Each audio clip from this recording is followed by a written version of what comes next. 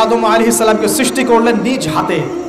সূরা সাদের মধ্যে আল্লাহ পাক বলেছেন খালাকতু বিয়াদাই, আমি নিজ হাতে ওকে সৃষ্টি করেছি। আল্লাহর হাত কেমন সেটা ব্যাখ্যা করার দরকার নাই, এগুলো নিয়ে চিন্তা করতে যাবেন না। আল্লাহ পাকের মতোই, কারোর সাথে সাদৃশ্যপূর্ণ নয়। আল্লাহ পাক এবার আদম আলাইহিস সালামকে সৃষ্টি করে নাম শিক্ষা দিলেন। ওয়াল্লামা আদামাল আসমাআ কুল্লাহা, এই মহাবিশ্বের যত জ্ঞান আল্লাহ পাক আদম আলাইহিস সালামকে শিক্ষা দিলেন।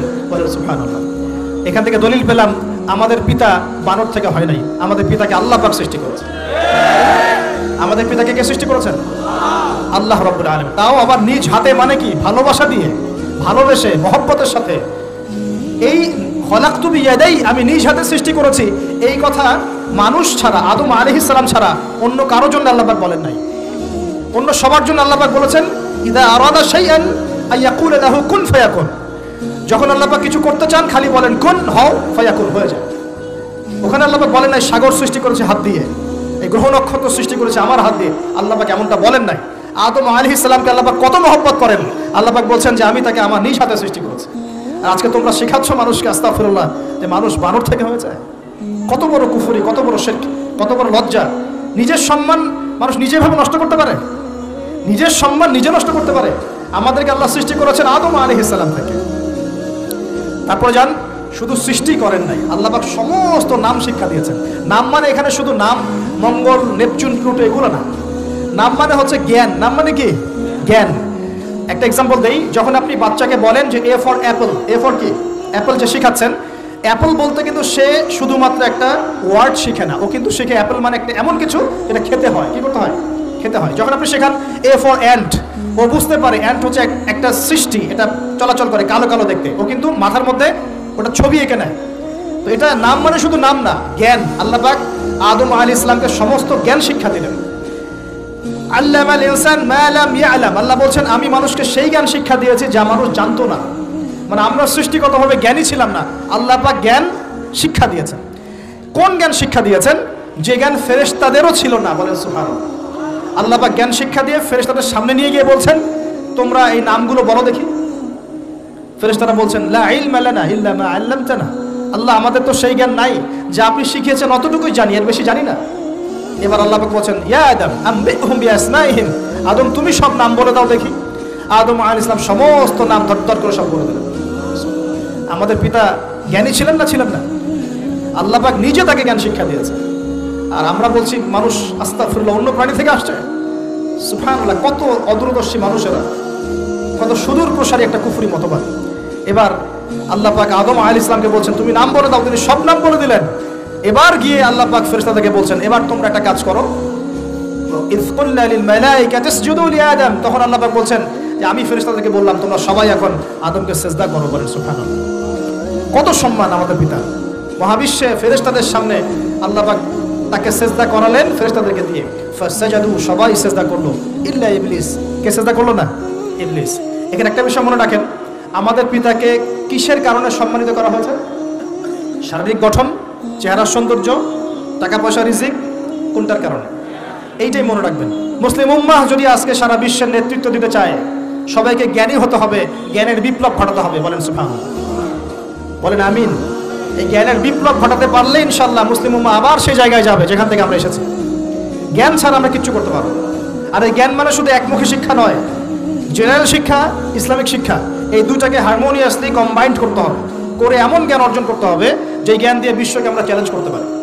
এটাই এই বিশ্বের সবচেয়ে বড় চ্যালেঞ্জ এখন, মুসলিমদের সবচেয়ে বড় চ্যালেঞ্জ এখন এটাই। ইসলামিক শিক্ষা এবং জেনারেল শিক্ষাকে একত্রিত করে এমন প্রজন্ম তৈরি করা যে প্রজন্ম আগামী দিনে উম্মাকে নেতৃত্ব দেবে ইনশাআল্লাহ। এই একটা কাজ যদি কেউ করে যেতে পারে, আল্লাহ পাক তৌফিক দেখ, আমরা দোয়া করি আল্লাহ পাক এমন নেতা আমাদের উপরে নিয়ে আসুক যারা এরকম প্রজেক্ট লঞ্চ করতে পারে। বলেন আমিন। দোয়া করতে কোনো সমস্যা? অথবা যদি কেউ হাল না ধরে, আল্লাহ পাক যেন এমন কিছু মানুষ তৈরি করে দেন যারা এই জ্ঞানতাত্ত্বিক বিপ্লব নিয়ে কাজ করবে ইনশাআল্লাহ। এটা সবচেয়ে ইম্পর্টেন্ট কাজ এখন। না হলে আজকে থেকে 20-30 বছর পরে এই প্রজন্মকে আপনি আর খুঁজে পাবেন না। দেখবেন এমন প্রজন্ম চলে আসছে যারা বলবে আল্লাহর সাথে আমাদের কোনো সম্পর্ক নাই, নামাজ পড়বে না, রোজা রাখবে না, যাকাত দিবে না, আল্লাহকে চিনবে না। দেখে নিয়েন, আমরা দোয়া করি এমনটা না হোক, কিন্তু যদি আমরা হাল ছেড়ে দিই এখন এমনটাই হবে সামনে। এটা খিদিরের দৃষ্টিভঙ্গি দিয়ে আপনাদেরকে বললাম। জ্ঞানতাত্ত্বিক রেভলিউশন দরকার। যদি কেউ কোনো উদ্যোগ না গ্রহণ করে, অ্যাটলিস্ট বাসায় পারিবারিকভাবে হলেও আপনাকে শেখাতে হবে সন্তানকে, কোনো অপশন নাই। এবার ফাসাজাদু, সবাই সেজদা করেছে ইল্লা ইবলিস, ইবলিস করে নাই। কেন করছে না? ইবলিসের সমস্যাটা কি? ইবলিসকে আল্লাহ পাক জিজ্ঞাসা করছেন, আল্লাহ পাক জিজ্ঞাসা করছেন, মা মানাআকা আল্লা তাসজুদা ইযা আমারতুক, আমি তোমাকে আদেশ করলাম আদমকে সেজদা করতে, কে তোমাকে নিষেধ করলো সেজদা করতে? ইবলিস বলছে, বেশি চালাক, বেশি বোঝে যারা, অতিরিক্ত বুদ্ধিজীবী। ইবলিস ছিল বেশি বুদ্ধিজীবী। ইবলিস ছিল কি? অতিরিক্ত মাত্রার বুদ্ধিজীবী। আছেন আমাদের সমাজের কোন কিছু মানুষ, ও বলছে খলাকতানি মিন নার, আমাকে সৃষ্টি করেছেন আগুন দিয়ে, আগুন তো সুপিরিয়র মাটির চাইতে। ওয়া খলাকতাহু মিন তিন, আর আপনি এই আদমকে সৃষ্টি করেছেন মাটি থেকে, কাদা মাটি দিয়ে, আমি কেন আদমকে সিজদা করতে যাব? যুক্তি, অতি যুক্তিবাদী, অতি বুদ্ধি। আল্লাহ পাক বলছেন, ফাখরুজ মিনহা ফাইন্নাকা রাজিম, এখান থেকে বের হয়ে যাও, তুমি অভিশপ্ত। ফাইন্না আলাইকা লা'নাতা ইলা ইয়াউমিদ্দিন, আমার আদেশ লঙ্ঘন করার কারণে কিয়ামত পর্যন্ত তোমার উপর লানত, অভিশাপ বর্ষিত।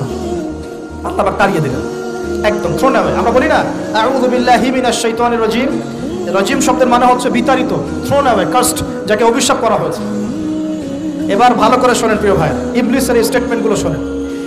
এবার ইবলিস বলছে,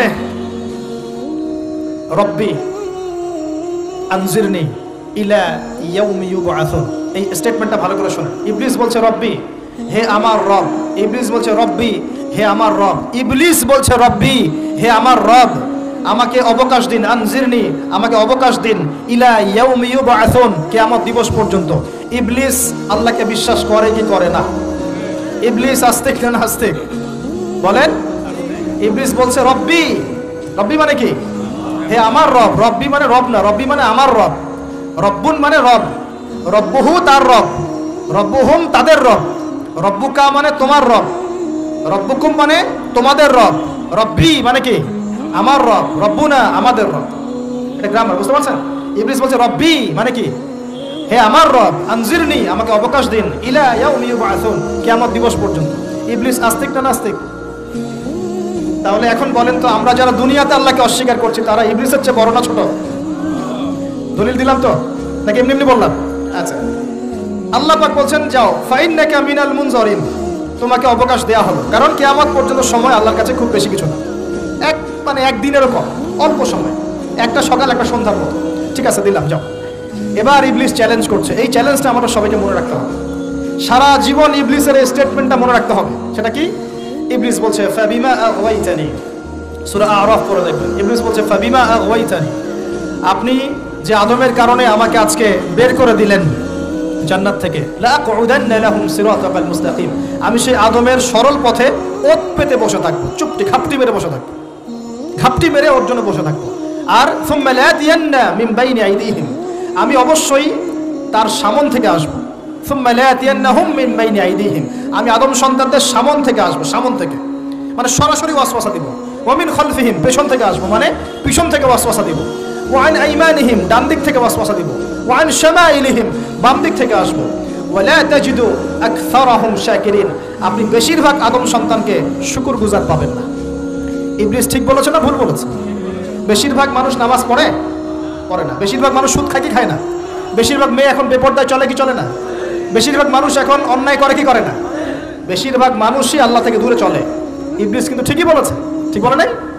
আচ্ছা, আল্লাহ পাক বলছেন, ঠিক আছে, যাও, তোমার চ্যালেঞ্জ তোমার জায়গায়, তবে আমার বান্দারা যদি সারা জীবনও অন্যায় করার পরে একবার, যদি খালি একবার, একটাবার মন থেকে তাওবাতান নাসুহা মানে প্রকৃত তওবা করে, খালেস তওবা করে, আল্লাহর কাছে ফিরে আসে, বলে আস্তাগফিরুল্লাহ, আল্লাহ আমাকে মাফ করে দাও, রব্বিগফির ওয়ারহাম, আল্লাহ মাফ করো, ক্ষমা করো, আস্তাগফিরুল্লাহাল্লাযী লা ইলাহা ইল্লা হুয়াল হাইয়ুল কাইয়ুম ওয়া আতুবু ইলাইহি, বা আমার কাছে একটাবার যদি মাফ চায়, ক্ষমা চায়, তার সারা জীবনের গুনাহ আমি মাফ করে দেব ইনশাআল্লাহ।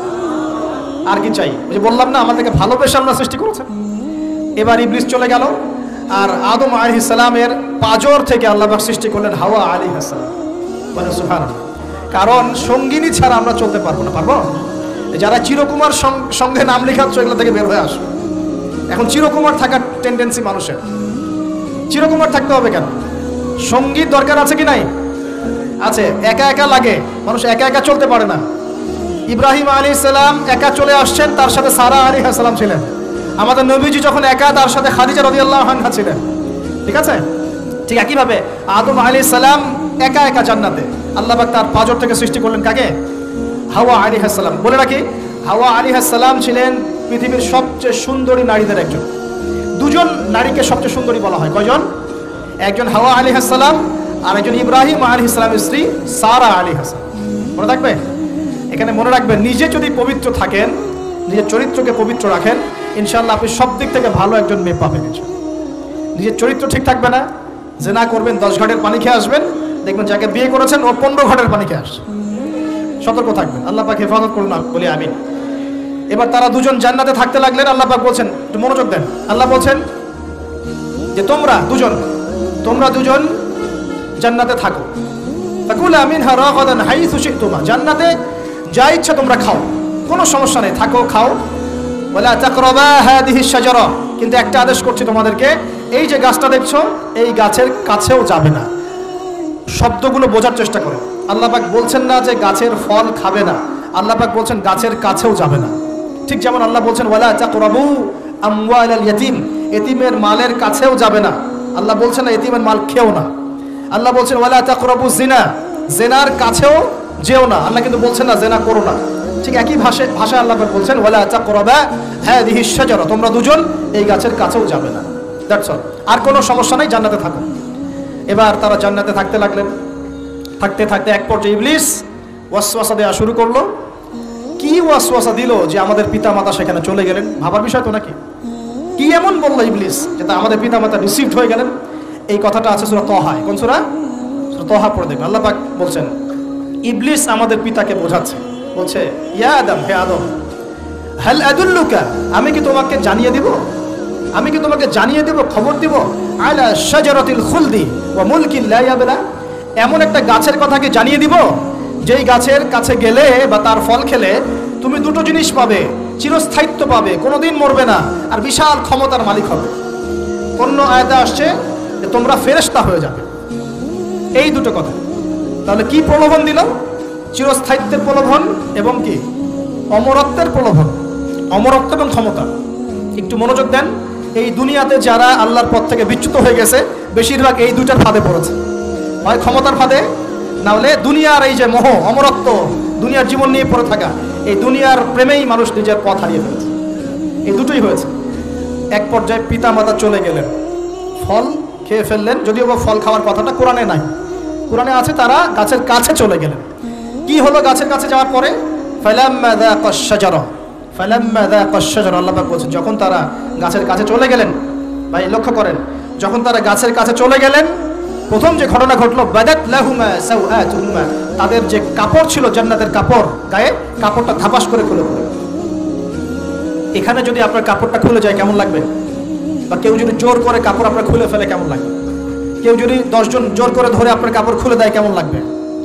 আপনি নিজের জীবনের চাইতে বেশি কাপড়টা ধরে রাখার দিকে মনোযোগী হবেন না?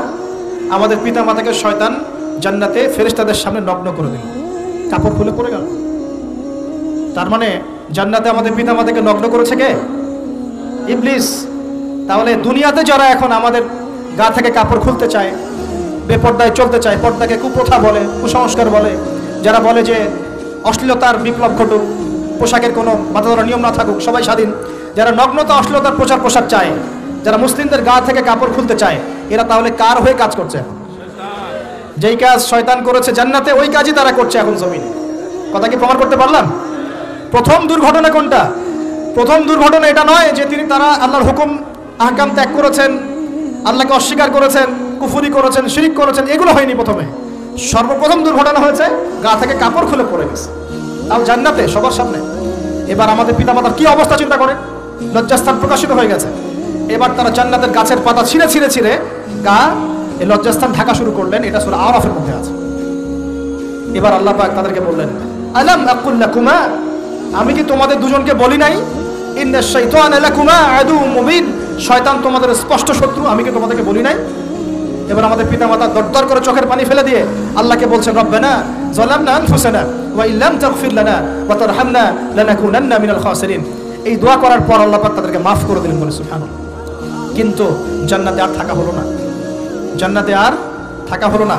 আমরা অনেকে মনে করি এই ঘটনার কারণে হয়তো আল্লাহ পাক তাদেরকে নামিয়ে দিয়েছেন, এই কথাও ঠিক না। কেন ঠিক না? কারণ আল্লাহ পাক দুনিয়া সৃষ্টি করেছেন আগে, আর আল্লাহ আগেই মানুষ সৃষ্টি করার আগেই আল্লাহ পাক বলেছেন দুনিয়াতে আমার খলিফা পাঠাবো। তার মানে দুনিয়াতে যে আদম আলাইহিস সালামকে পাঠানো হবে এটা আগে থেকেই লেখা ছিল। এবার নামিয়ে দিচ্ছেন আল্লাহ পাক, কুল নাহবিতু মিনহা জামিআ, তোমরা সবাই এখন নেমে যাও। কে কে নেমে যাও? আদম, হাওয়া, ইবলিস সব নেমে যাও। কোথায় নেমে যাও? দুনিয়াতে নেমে যাও। ফাইম্মা ইয়াতিয়ান্নাকুম মিন্নি হুদান, দুনিয়াতে তোমাদের কাছে আমার পক্ষ থেকে হেদায়েত আসবে। কি আসবে? হেদায়েত মানে আল্লাহর কিতাব এবং নবী রাসূল আসবেন। ফামান তাবিআ হুদায়া, যারা আমার হেদায়েতকে মেনে চলবে, ফালা খাউফুন আলাইহিম ওয়ালা হুম ইয়াহজানুন, তাদের কোনো টেনশন নাই, কোনো ভয় নাই। যে জান্নাত থেকে এসেছো ওখানেই ফিরে আসবে ইনশাআল্লাহ। কিন্তু ওয়াল্লাযীনা কাফারু ওয়া কাযযাবু বিআয়াতিনা, যারা আমার আয়াতকে মিথ্যা প্রতিপন্ন করবে, অস্বীকার করবে, ফাউলাইকা আসহাবুন নার, এরা হবে জাহান্নামের অধিবাসী।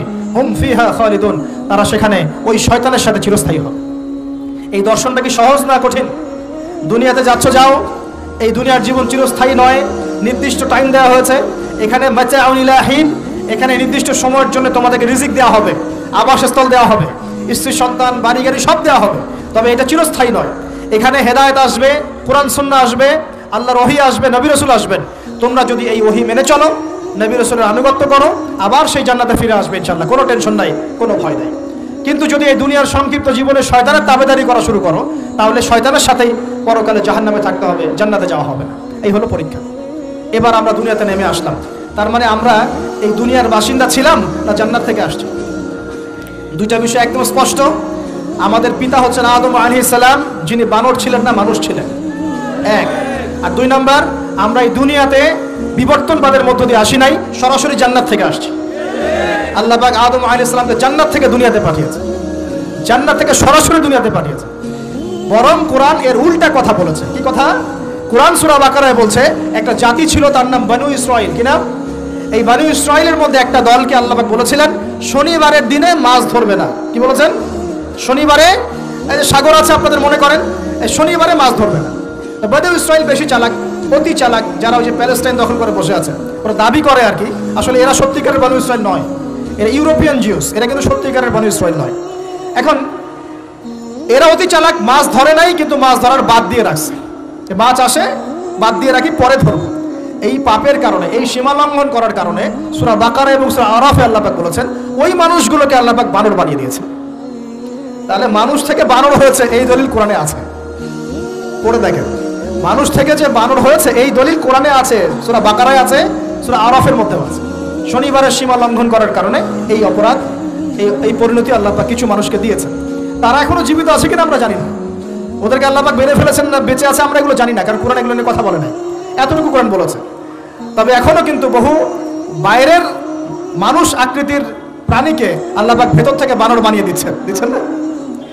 এটা নিয়ে একটা কথা বলতে চাই, সেটা হলো কিয়ামতের আগে আগে আরো কিছু মানুষকে আল্লাহ পাক কিন্তু শূকর এবং বানরে পরিণত করবেন। এই হাদিসটা কি জানেন? হাদিসটা শুনে রাখেন, এটা আখিরুজ জামান বা কিয়ামতের আলামত সংক্রান্ত হাদিসগুলোর মধ্যে পাবেন। আল্লাহর রাসূল সাল্লাল্লাহু আলাইহি ওয়াসাল্লাম বলেছেন কিয়ামতের আগে আগে আমার উম্মতের মধ্যে, ভালো করে শুনেন, কিয়ামতের আগে আগে আমার উম্মতের মধ্যে একদল মানুষ বের হবে যারা মদ পানকে হালাল মনে করবে। কাকে?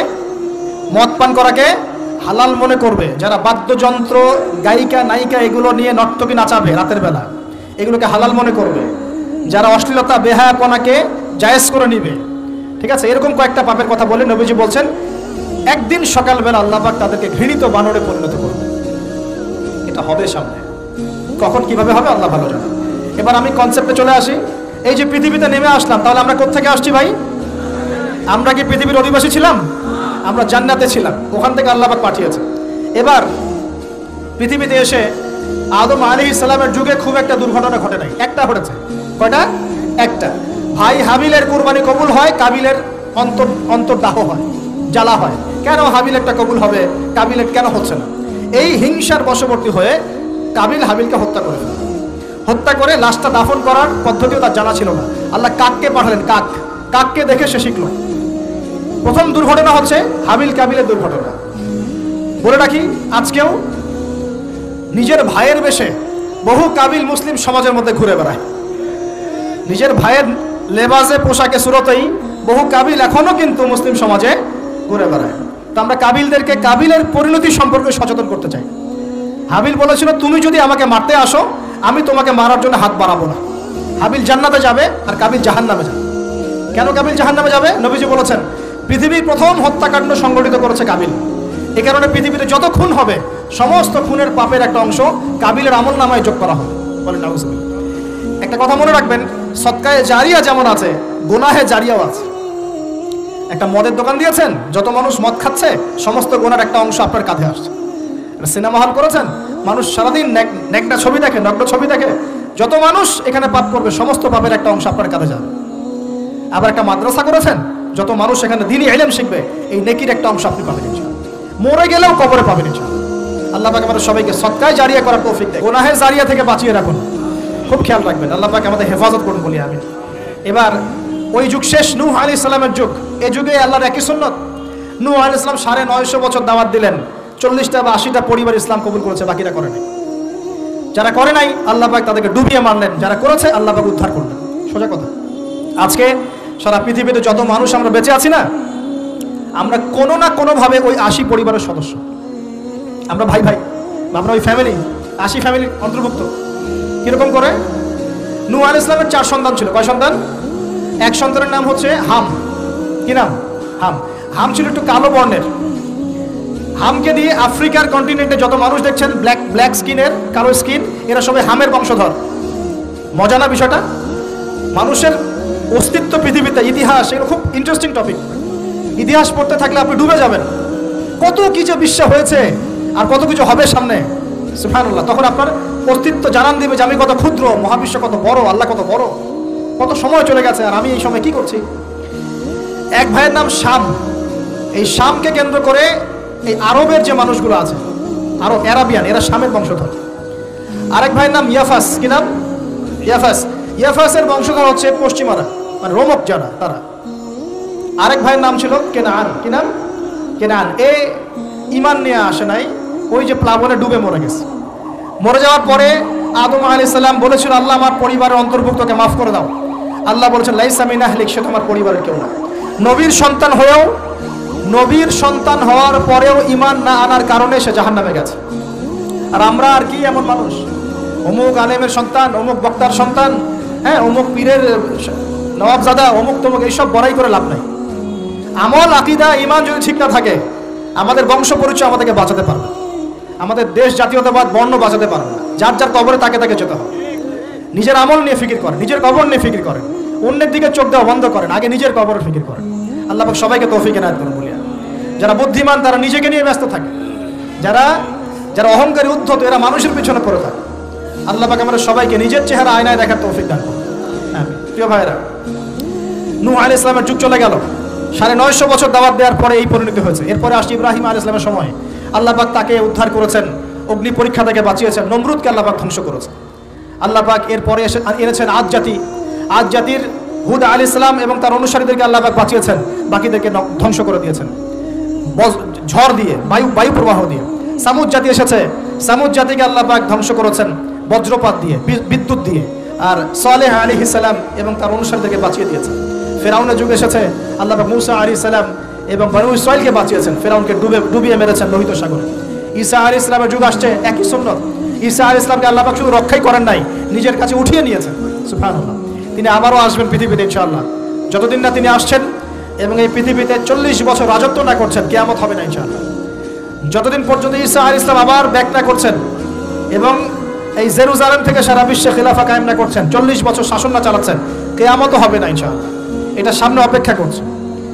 এবং নবী সাল্লাল্লাহু আলাইহি ওয়াসাল্লামের যুগে আবু জাহেল, আবু লাহাব, উতবা, শাইবাদেরকে আল্লাহ পাক ধ্বংস করেছেন। আল্লাহর নবী এবং সাহাবীদেরকে আল্লাহ পাক সম্মানিত করেছেন। আপনি কি পুরো হিস্ট্রির মধ্যে একটা সুন্নত দেখতে পাচ্ছেন, কমন সুন্নত? কি সুন্নত? প্রত্যেক যুগে যুগে যারাই আল্লাহর ওই যে বিধান মেনে চলেছে, সমকালীন নবী রাসূলদের আনুগত্য করেছে, আল্লাহ পাকের আনুগত্য করেছে, আল্লাহ পাক তাদেরকে উদ্ধার করেছেন দুনিয়াতেও পরকালে। প্রত্যেক যুগে যুগে যারাই আল্লাহকে মানে নাই, রাসূলকে মানে নাই, আল্লাহর আসমানি কিতাবকে মানে নাই, বিরুদ্ধাচরণ করেছে, কুফরি করেছে, শিরক করেছে, আল্লাহ পাক সবাইকে ধ্বংস করে দিয়েছেন, কারো কোনো পরোয়া করে না। এই সিলসিলা আজও অব্যাহত আছে, আগামীতেও থাকবে ইনশাআল্লাহ। এখন আমরা যারা এখন বেঁচে আছি, আমরা নবী সাল্লাল্লাহু আলাইহি ওয়াসাল্লামের ইন্তেকালের প্রায় 1450 বছর পরের মানুষ। আল্লাহর নবী এসেছেন এমন সমাজে, যে সমাজে শিরকের পাপ চলছে, সুদের পাপ চলছে, দুর্নীতি চলছে, আপনার কন্যা সন্তানকে জীবিত হত্যা করা হচ্ছে, আপনার মাদক দ্রব্যের সয়লাভ চলছে, মেয়েদের অধিকার দেওয়া হচ্ছে না, হ্যাঁ, গোত্রীয় হানাহানি চলছে। ওই সমাজটাকে তিনি 23 বছরের মধ্যে পাল্টে ফেললেন। কত বছর? 23 বছর। কিভাবে পাল্টালেন? উত্তর, তিনি প্রথমে জ্ঞানের চর্চা করেছেন। কিসের চর্চা? জ্ঞানের। আল্লাহ পাক প্রথম ওহী নাযিল করেছেন, ইকরা বিসমি রাব্বিকাল্লাযী খালাক, পড়ুন আপনার রবের নামে যিনি আপনাকে সৃষ্টি করেছেন। নবী সাল্লাল্লাহু আলাইহি ওয়াসাল্লাম সাহাবীগণ কোরআনের 6টা হক আদায় করেছেন। কয়টা হক? 6টা। তারা কোরআন পড়া শিখেছেন। আমরা সবাই কোরআন পড়া শিখবো তো ইনশাআল্লাহ? তারা কোরআনের অর্থ শিখেছেন। আমরা কোরআনের অর্থ শিখবো তো ইনশাআল্লাহ? তারা কোরআনের আদেশগুলো মেনেছেন। আমরা কোরআনের সব আদেশ মানবো তো ইনশাআল্লাহ? তারা কোরআনের সমস্ত নিষেধগুলো বর্জন করেছেন। আমরা নিষেধ বর্জন করবো তো ইনশাআল্লাহ? তারা কোরআনের দাওয়াত মানুষের কাছে পৌঁছে দিয়েছেন। আমরা কোরআনের দাওয়াত দিব তো ইনশাআল্লাহ? এবং 6 নাম্বার, তারা কোরআনের বিধানগুলোকে বাস্তবায়ন করেছেন। আমরাও বাস্তবায়নের চেষ্টা করবো তো ইনশাআল্লাহ? এই 6টা হক আদায়ের ফলে 23 বছরের ব্যবধানে জাহেলি মক্কা একদম সোনালী মক্কায় পরিণত হয়েছে। 23 বছর পরের মক্কায় আপনি কোনো সুদ পাবেন, কোনো শিরক পাবেন, কোনো মূর্তি পূজা পাবেন, কোনো মেয়ের অবমাননা পাবেন, কোনো জেনা, কোনো ব্যভিচার, কোনো ধর্ষণ কিছু পাবেন? 23 বছর পরের মক্কায় কোনো পাপ পাবেন না। কিভাবে সমাজ পরিবর্তন হলো? এই কোরআনের হক আদায়ের মধ্য দিয়ে হয়েছে, নবীর সুন্নাত প্রতিষ্ঠার মধ্য দিয়ে হয়েছে। এরপর কি থেমে গিয়েছিল? উত্তর, না। এরপর আবু বকর সিদ্দিকের যুগ এসেছে। প্রায় 2 থেকে 2.5 বছর তিনি শাসন কার্য চালিয়েছেন। ওই যুগে কি মানুষ আবার খারাপ হয়ে গিয়েছিল? উত্তর, না। বরং ইসলাম আরো বেগবান হয়েছে, আলহামদুলিল্লাহ। এরপর এসেছে ওমর রাদিয়াল্লাহু আনহুর যুগ। কত বছর? প্রায় 10 বছর। কত বছর? 10 বছর। এই 10 বছরে কি মুসলিমরা আবার খারাপ হয়ে গিয়েছিল? ওমর রাদিয়াল্লাহু আনহুর কোর্টের মধ্যে কি প্রতিদিন কেস আসতো? সারা বছরে একটা কেসও আসতো না। মানুষ এত ভালো ছিল, সারা বছরে একটা কেসও আসতো না। বরং যারা রাষ্ট্রীয় পর্যায়ে দায়িত্বশীল ছিল তারা এসে বলতো যে আমাদের ভাতাগুলো বন্ধ করে দেন, বসে বসে বেতন দিব কেন, কোনো তো কেসই আসে না, বসে থাকবো কেন? এরকম সমাজ ছিল। একজন ব্যক্তি খুঁজে পাওয়া যেত না যে নামাজ পড়ে না, একজন মুসলিম পাওয়া যেত না যে যাকাত দেয় না সামর্থ্য থাকলে, এমন মুসলিম খুঁজে পাওয়া যেত না যে কোরআন পড়তে জানে না, হাদিসের চর্চা করে না, যে দাওয়াতি কাজ করে না, যে আল্লাহর পথে দাওয়াতে জিহাদে আত্মনিয়োগ করে না, এমন মুসলিমই খুঁজে পাওয়া যেত। এরপরে আসলো উসমান রাদিয়াল্লাহু আনহুর যুগ। ওই যুগে ফিতনা শেষের দিকে সৃষ্টি হওয়া শুরু হলো। কোন বিষয়কে কেন্দ্র করে? কোরআন সংকলনকে কেন্দ্র করে ফিতনা সৃষ্টি হলো। আতাতায়ীদের, বিদ্রোহীদের হাতে উসমান রাদিয়াল্লাহু আনহুকে নির্মমভাবে শাহাদাত বরণ করতে হয়েছে। তিনি প্রায় 12 বছর শাসন কার্য চালিয়েছেন।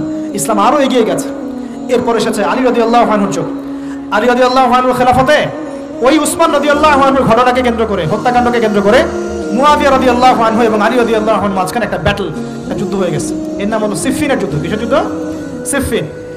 যাই হোক, এক পর্যায়ে আলী রাদিয়াল্লাহু আনহুকে এরকম বিদ্রোহীদের হাতে, খারেজিদের হাতে শহীদ হতে হয়। বলেন ইন্না লিল্লাহি ওয়া ইন্না ইলাইহি রাজিউন। তারপরে হাসান রাদিয়াল্লাহু আনহু অল্প কয়েকদিন শাসন কার্য চালান। তারপর উম্মার ঐক্যের খাতিরে তিনি তার শাসন কার্যের ভারটাকে মুয়াবিয়া রাদিয়াল্লাহু আনহুর হাতে সুপর্দ করে দেন, যা ছেড়ে দিলেন। মুয়াবিয়া রাদিয়াল্লাহু আনহুর সময় থেকে উমাইয়াদের শাসন শুরু হয়। উমাইয়ারা শাসন করেছে প্রায় 132 হিজরি পর্যন্ত। কত হিজরি? 132 হিজরি পর্যন্ত, প্রায় 92 ইয়ার্স, 92 বছর তারা শাসন করেছে। এ সময় ইসলাম আরো এগিয়ে গেছে, পিছিয়ে যায় নাই। ফিতনা এসেছে, দমন করা হয়েছে।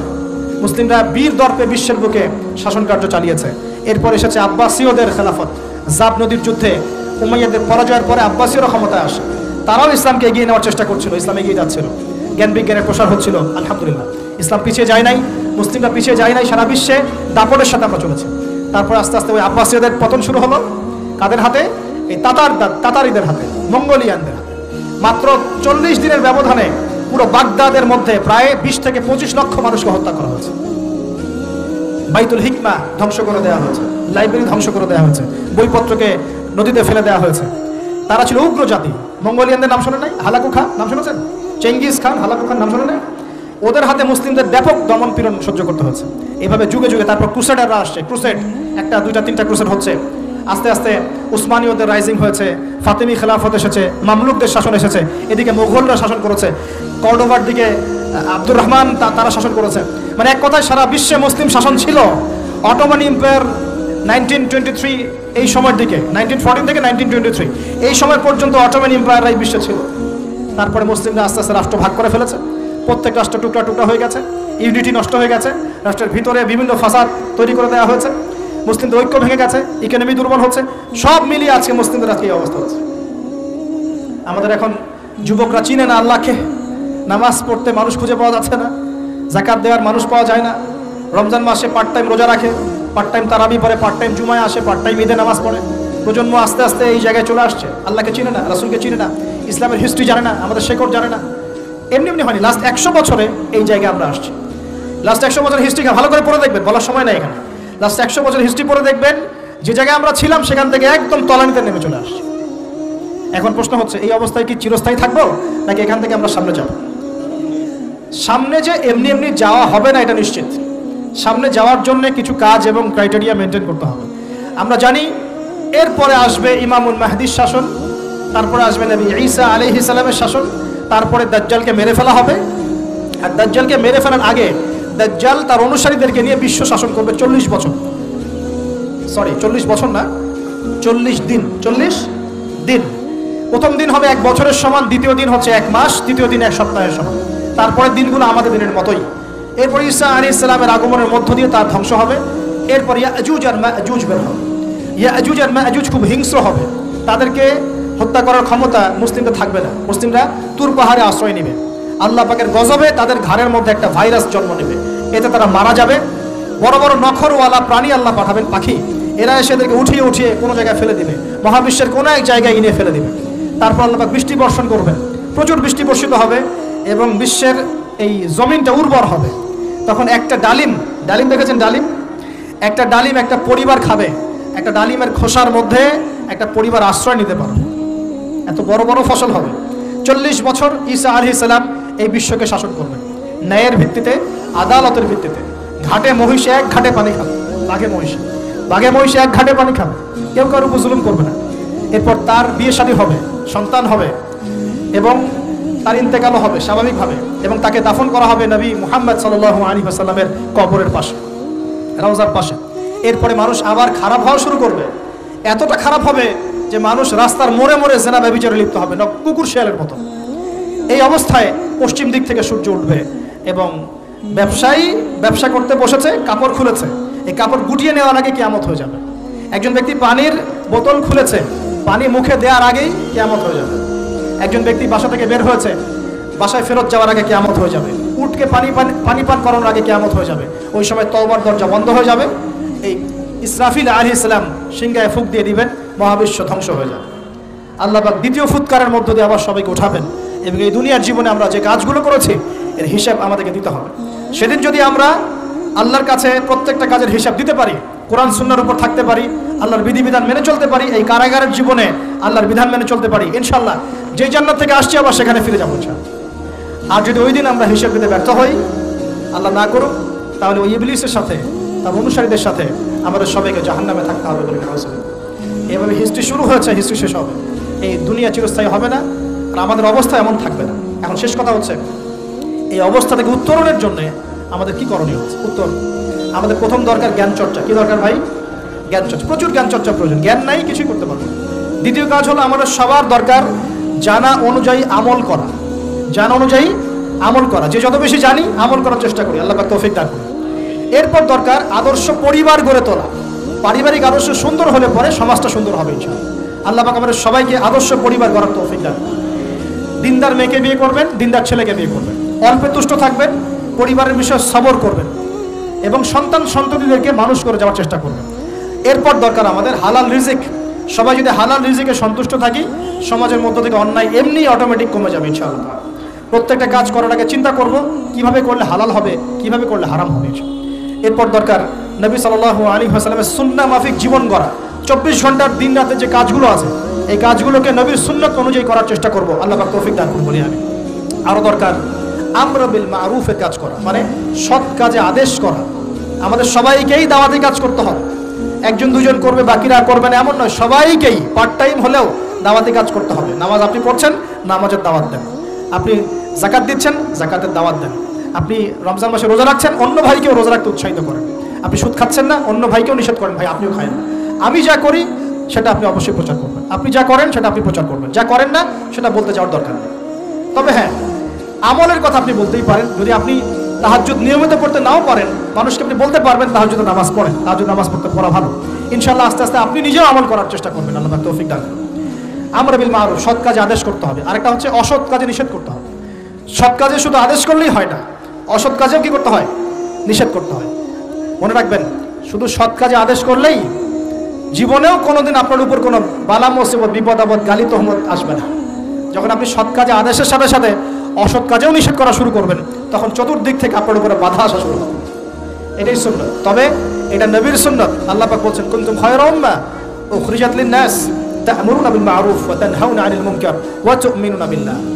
আর আমাদের দায়িত্ব হচ্ছে পরবর্তী প্রজন্মকে মানুষ করে যাওয়া, নিজেদের জান মাল সময় শ্রম দিয়ে আল্লাহর জমিনে আল্লাহর দিনটাকে প্রচার করা, প্রসার করা, প্রতিষ্ঠার চেষ্টা করা, এবং চরমপন্থী না হওয়া, আবার গোলালু মার্কা শৈথিলতাবাদীও না হওয়া, মধ্যমপন্থী থাকা, নিজের দায়িত্ব পালন করা, অন্যকে দিনের দিকে ডাকা।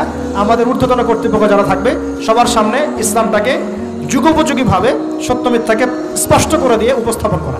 তারা যদি কবুল করে আলহামদুলিল্লাহ, যদি নাও করে তাদের দায়িত্ব তাদের, আমাদের দায়িত্ব আমাদের। That's all. আল্লাহ রাব্বুল আলামিন আমাদের সবাইকে কোরআন সুন্নাহ মাফিক জীবন করার তৌফিক দান করুন, বলি আমিন। আমাদের সবাইকে আল্লাহ পাক পুরো ওয়ার্ল্ড হিস্ট্রি পড়ার তৌফিক দান করুন, কোরআনের জ্ঞানী হওয়ার তৌফিক দেখ, এর অর্থ বোঝার তৌফিক দান করুন, নবীর সুন্নাহ মাফিক জীবন করার তৌফিক দান করুন, হালাল খাওয়ার তৌফিক দেখ, আদর্শ পরিবার করার তৌফিক দান করুন, এবং দিন ইসলামকে বিজয়ী করার জন্য আমাদের জানমাল সময় শ্রম ব্যয় করে আল্লাহর পথে কাজ করার তৌফিক এনায়েত করুন। সকলেই বলে আমিন।